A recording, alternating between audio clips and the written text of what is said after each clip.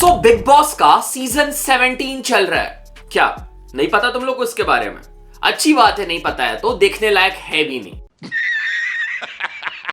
और अगर तुम लोग देखने की सोच भी रहे हो तो चलो मैं तुम लोग का टाइम बचा देता हूं, थोड़ा सा ओवरव्यू दे देता हूं कि एग्जैक्टली इस सीजन क्या हो रहा है। और ये जो मेरी नॉलेज है ना, ये मैंने ट्विटर और रेडिट पे क्लिप्स देख के इकट्ठा करी है, मैंने भी एक भी एपिसोड देखा नहीं है। सो हर बार की तरह इस बार की भी बिग बॉस सीजन में हमें कुछ नोन सेलिब्रिटी और कुछ अननोन, लाइक सेलिब्रिटी तो ये है बट तुमने इनका बिग बॉस के पहले सीजन के पहले नाम भी नहीं सुना होगा, ऐसे लोग, ऐसे कंटेस्टेंट देखने को मिले। कुछ लोगों का मैं नाम बता देता हूं जिसे शायद तुम लोग जानते होंगे। मुनव्वर फारूकी, अंकिता लोखंडे, अनुराग डोभाल AKA UK07 राइडर जो अपने कलम इनके भाई है। इनके अलावा और भी कुछ टीवी सेलेब्स जैसे नील भट्ट, अभिषेक कुमार एक्सेट्रा हमें इस सीजन देखने को मिले हैं। और अभी तक जब ये सीजन कुछ हफ्तों में एंड होने वाला है, अगर मैं इस सीजन को सम अप करूं तो ये अब तक का one of the worst season भी बुलाया जा रहा है। मैंने खुद रेडिट पे मल्टीपल पोस्ट पढ़ा जहां पे लोग इसे वर्स्ट सीजन बुला रहे हैं, जहां पे लोगों के अकॉर्डिंग कोई भी कंटेस्टेंट इंटरटेनिंग नहीं है या फिर डिजर्विंग नहीं है विनर बनने के लिए।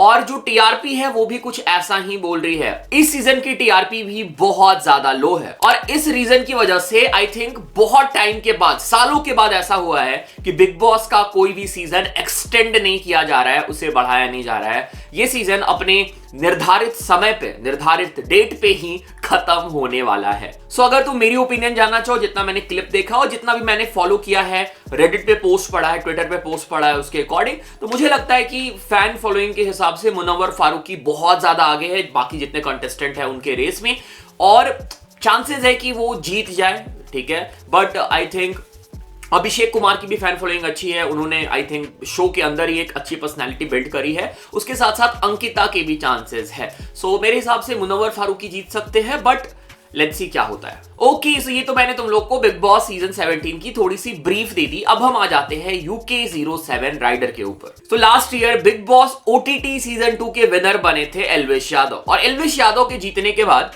शायद ये एक इंप्रेशन यूट्यूब कम्युनिटी में गया होगा कि कोई भी यूट्यूबर बिग बॉस में जाके बिग बॉस को जीत सकता है। बट कहीं ना कहीं UK07 राइडर ने इस चीज को इस सीजन में बिल्कुल ही गलत प्रूव कर दिया। इवन कलमिंग जो UK07 राइडर के छोटे भाई है, उन्होंने भी बाहर से बहुत ज्यादा सपोर्ट किया, but still UK07 rider eliminate हो गए। मेरे हिसाब से इनके एलिमिनेशन के पीछे सिर्फ इनका गेम ही नहीं था, बट और भी बहुत सारी रीजंस थी। पहली चीज देखो, ये बात हम डिनाई नहीं कर सकते कि UK07 राइडर की फैन फॉलोइंग बहुत ज्यादा थी। इवन वो मल्टीपल टाइम्स नॉमिनेट भी होते थे, बट वो फैन फॉलोइंग और अपने फैंस के सपोर्ट की वजह से बच जाते थे। बट UK07 राइडर थोड़ी बहुत उनकी जो गेम स्टाइल थी वो MC स्टैन के जैसी थी। जैसे MC स्टैन कुछ ज्यादा करते नहीं थे, UK07 राइडर भी ज्यादा TRP नहीं देते थे या फिर ज्यादा उनको स्क्रीन टाइम नहीं मिलता था। तो बिग बॉस ने बीच में इवेंट ट्राई भी किया था कि पॉलिटिक्स खेल के UK07 राइडर को निकाल दिया जाए बिग बॉस से, बट ऐसा हो नहीं पाया। फाइनली बिग बॉस ने अपनी पॉलिटिक्स खेल के UK07 राइडर को घर से बाहर निकाल दिया, और घर से निकलने के बाद UK07 राइडर ने बिग बॉस को ही डिस कर दिया, एक डिस ट्रैक ड्रॉप कर दिया है बिग बॉस के ऊपर। और अगर अब तक तुम सोच रहे थे भाई ये हिप हॉप चैनल है, इसमें बिग बॉस की बातें क्यों हो रही है, तो भाई हिप हॉप की ही बातें हो रही है। हम रिव्यू करने वाले हैं UK07 राइडर का ये डिस ट्रैक।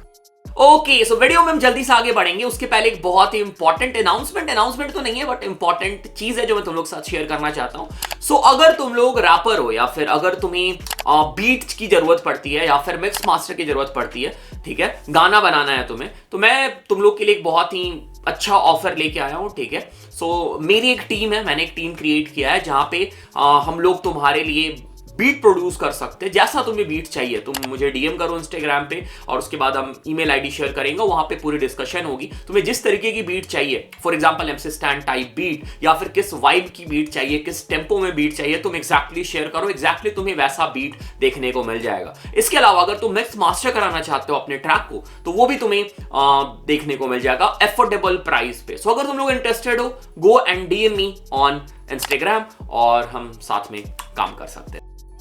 सो गाने का नाम है पे बैक, और शायद एक चीज जो मैंने जब मैं कमेंट पढ़ रहा था तो बहुत सारे लोगों को ये कंफ्यूजन हो रहा है कि ये जो रैप है इस गाने में वो UK07 राइडर ने खुद किया है, बट ऐसा नहीं है।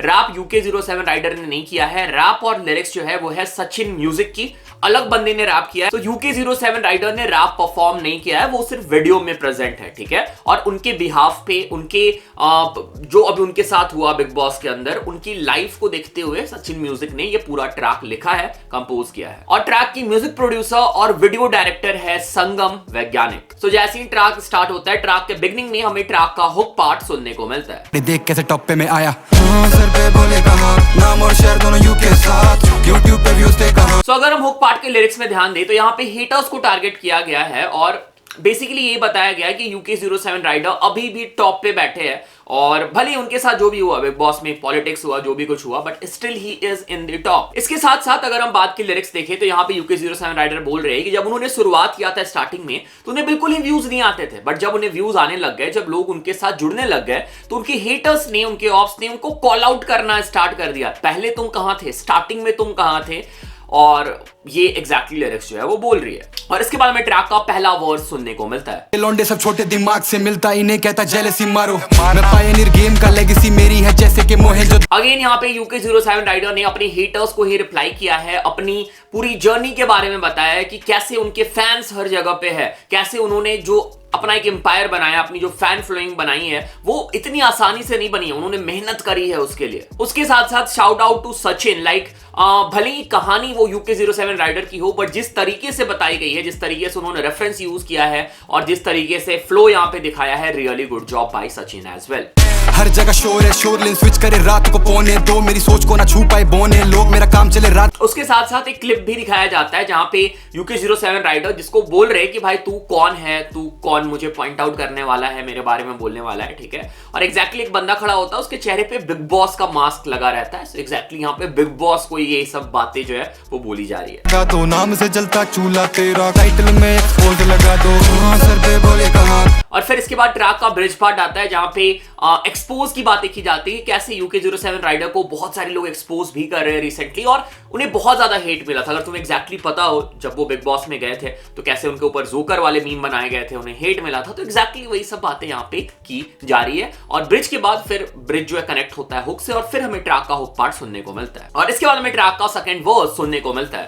अब सड़कों पे लगती है झांकियां, बोलो राम सिया जय, दिल में है आशिया, नाम किया मैंने काम किया तभी दाम लिया, जिंदगी ने मुझे ये इनाम। And again straight away Sachin का जो फ्लो हमें देखने को मिला है, इट्स रियली गुड। इसके बाद अगेन जो ट्रैक का काम है और जिस लिए ट्रैक बनाया गया है, एग्जैक्टली वही काम किया जाता है। UK07 राइडर अपने हिटर्स को रिप्लाई करते हैं ये बोलते हुए कि वो इंडिया के सबसे बड़े मोटो ब्लॉगर है, जब वो चलते हैं रोड पे तो चक्का जाम होता है। दुनिया का नंबर 1 मोटो ब्लॉगर, मेरे मीटअप पे होता है चक्का जाम, कंपीट करो तुम नंबर 2 के लिए क्योंकि पहले पे बैठा मैं। एंड अगेन इसके बाद फिर से हिटर्स को रिप्लाई है एंड इवन सिद्धू मूसेवाला का भी नेम ड्रॉप हमें देखने को मिलता है। तो फिर से हमें ट्रैक का हुक पार्ट सुनने को मिलता है and the track was over.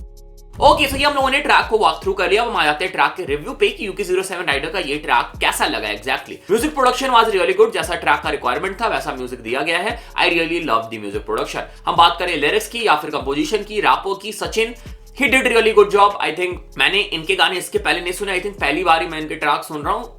मतलब अब मैं चाहूंगा इनके गाने और ज्यादा सुनने को मिले। He is really talented rapper, बहुत अच्छे से UK07 राइडर की लाइफ से इंस्पिरेशन लेके ये पूरा ट्रैक कंस्ट्रक्ट किया है। फ्लो भी बहुत अच्छे थे, बीच बीच में रेफरेंसेस बहुत अच्छे थे और जिस तरीके से पूरा ट्रैक को कंस्ट्रक्ट किया गया, मतलब स्ट्रक्चर किया गया है, ब्रिज यूज किया गया है, hook part was really good and overall really good job by Sachin. इसके बाद अगर हम बात कर ले म्यूजिक वीडियो की, म्यूजिक वीडियो भी बहुत अच्छे से शूट किया गया है, प्रॉपर्ली विजुअलाइज की गई है चीजों को।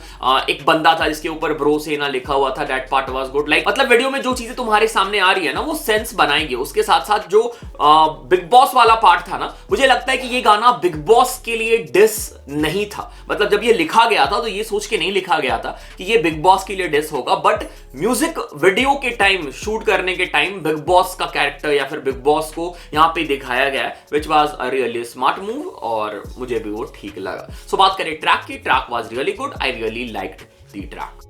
बाकी वापस से आ जाते हैं हम बिग बॉस 17 में। अगर तुम बिग बॉस 17 देख रहे हो, जो लोग देख रहे हो, ठीक है, बहुत लोग देख भी रहे होंगे, तो तुम लोग बताओ तुम्हें क्या लगता है कौन जीतने वाला है बिग बॉस 17? तुम किसको सपोर्ट कर रहे हो? और UK07 राइडर का गेम कैसा था? क्योंकि मैंने एग्जैक्टली फॉलो किया नहीं है, मैंने थोड़ा बहुत क्लिप देखा है। मुझे लग रहा था कि लास्ट में निकलने से पहले वो थोड़े से स्ट्रांग हो रहे थे, अपनी क्या बोलते हैं, पॉइंट भी रख रहे थे, थोड़ा बहुत मतलब कंट्रीब्यूट भी कर रहे थे गेम में। तो एग्जैक्टली उनका गेम कैसा था ये भी तुम एक्सप्लेन करके नीचे मुझे समझा सकते हो। बाकी अब तो जो हो गया सो हो गया, वो बाहर आ चुके हैं and I wish him all the best. और जो हुआ ठीक है, अब आई थिंक उन्हें अपने करियर पे ध्यान देना चाहिए। जो उन्होंने एम्पायर क्रिएट किया, जो उन्होंने फैन फॉलोइंग क्रिएट करी है, हेटर्स हर जगह है भाई, ठीक है। लोग हेट करने के लिए भाई भरे पड़े, मतलब लोग को चाहिए कि भाई कोई मिल जाए, कोई मतलब हेट करो बस, मतलब ठीक है। तो ठीक है, होता है, ठीक है। अगर ये अच्छा काम करते हैं, अच्छा कंटेंट लेके आते हैं, जो हेट है वो फिर से प्यार बदल जाएगा। बाकी अगर चैनल पे पहली बार है, चैनल सब्सक्राइब करो, सपोर्ट करो, प्यार दिखाओ। इंस्टाग्राम पे फॉलो कर सकते हो, डिस्कॉर्ड ज्वाइन कर सकते हो। और अगर तुम मेरा म्यूजिक प्रोडक्शन का कोर्स बाय करना चाहते हो, लिंक डिस्क्रिप्शन में है, चेक कर लो और कोर्स ज्वाइन करो। Thanks for watching, thanks again, thanks a lot.